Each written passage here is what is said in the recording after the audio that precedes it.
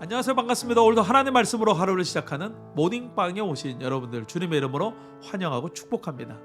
제가 처음 주님을 만나고 열정적이었을 때 책 한 권을 선물 받았습니다. 그 책의 이름은 하나님의 열심이었어요. 나중에 알고 보니까 아주 유명한 책이었다는 것을 알았습니다. 신앙의 첫 발을 내딛는 저에게 그 책은 제가 어떤 신앙의 자세를 가져야 되는지를 가르쳐주는 큰 역할을 했어요. 신앙생활은 내 열심, 내 열정이 아니라 하나님의 열심으로 해야 한다는 것이죠. 오늘 우리가 묵상할 하나님 말씀은 사무엘하 2장 12절에서 32절 말씀입니다. 사무엘하 2장은 두 부분으로 나눌 수 있어요. 1절에서 11절은 다윗의 평화정책, 12절에서 32절은 요압의 강경정책이 나옵니다.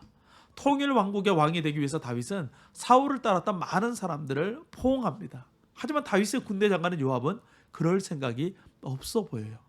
오늘 말씀은 사울의 군대 장관이었던 아브넬의 군대와 다윗의 군대 장관인 요압의 군대가 기브온에 있는 큰 호수에서 만나는 장면으로 시작합니다. 사울의 군대 장관 아브넬은 뛰어난 사람이었어요.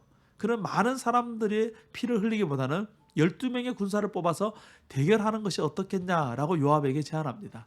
요압도 아브넬의 제안을 받아들여서 12명의 군사를 내보냅니다. 24명의 군사들이 치열하게 싸웠고 결국 모든 사람이 그 자리에서 죽게 되어 승부가 나지 않게 되었어요. 이들의 싸움을 지켜보고 있던 군인들은 흥분했고 전면전이 일어나게 됩니다. 아브넬이 아무리 뛰어나다 할지라도 왕을 잃은 군대가 다윗이라는 위대한 왕을 가지고 있는 군대를 이길 수는 없었어요. 결국 아브넬의 군대는 360명의 전사자를 내고 후퇴하게 됩니다. 이때 요압의 동생 아사헬이 도망치는 아브넬을 추격하기 시작해요. 아사헬의 별명이 들노루였습니다.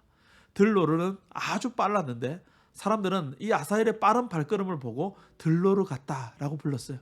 도망치는 아브넬은 아사헬에게 금세 따라잡히게 됩니다. 하지만 아브넬은 뛰어난 장수였어요. 마음만 먹으면 아사헬을 충분히 죽일 수도 있었습니다. 하지만 그가 요압의 동생이라는 것을 알고 있었던 아브넬은 아사헬에게 그만 따라오라 라고 충고합니다. 아브넬은 요압의 동생을 죽이고 싶지 않았어요. 하지만 아사헬은 멈추지 않죠. 어쩔 수 없이 아브넬은 아사헬을 죽이게 됩니다. 23절 말씀을 보면 아브넬의 단 한 번의 일격으로 아사헬이 죽게 되었다는 것을 보게 됩니다. 그만큼 아브넬은 뛰어난 장수였다는 것이죠. 동생이 죽었다는 소식을 듣고 요압도 아브넬을 추격합니다. 하지만 그 추격하던 중에 해가 지게 돼요. 전략적인 위치에서 아브넬은 산 꼭대기라는 우위를 점령하게 됩니다. 아브넬은 요압에게 이제 그만 싸우자라고 제안해요.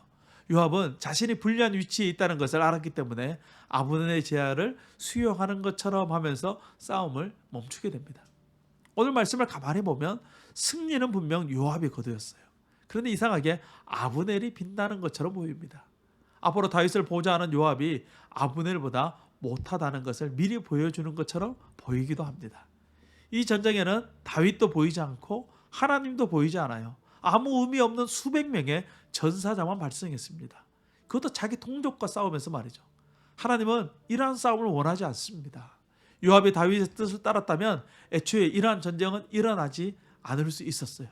하지만 이 싸움으로 인해서 앞으로 약 7년 6개월이라는 긴 세월 동안 싸움이 지속되게 됩니다. 그 이후에야 비로소 다윗은 통일 왕국의 왕이 되게 돼요. 그리스도인은 나의 열심, 나의 열정으로가 아니라 하나님의 열심으로 살아가는 사람입니다. 내 인생의 주어는 항상 하나님이 되어야 됩니다.